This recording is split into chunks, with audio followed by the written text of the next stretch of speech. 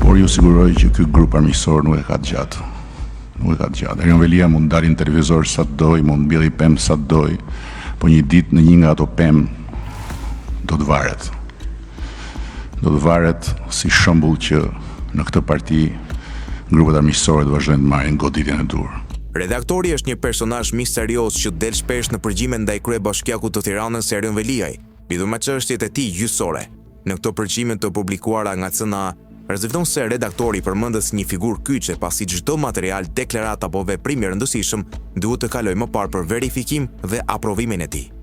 Në disa raste dyshohet se redaktori mund të jetë vetë kryeministri, por kjo mbetet edhe pa qartë pasi në disa biseda Veliaj e veçon fjalën e kryeministrit nga kontrolli i redaktorit.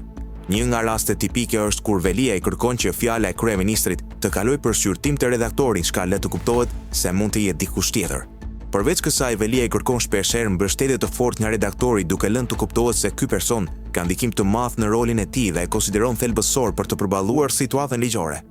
Në bisedet e tij me bashkëpunëtorë si Arbri, Ajola dhe Arditi, përmendën rëndësia e komunikimit me redaktorin dhe domosdoshmëria për t'i treguar atij çdo veprim të rëndësishëm. Megjithatë, ekziston dhe mundësia që përmendja e redaktorit të jetë një manovër e Veliajt përpiqet të krijojë idenë se ka mbështetjen e plotë të strukturave më të larta shtetërore, përfshirë këtu dhe kryeministrin.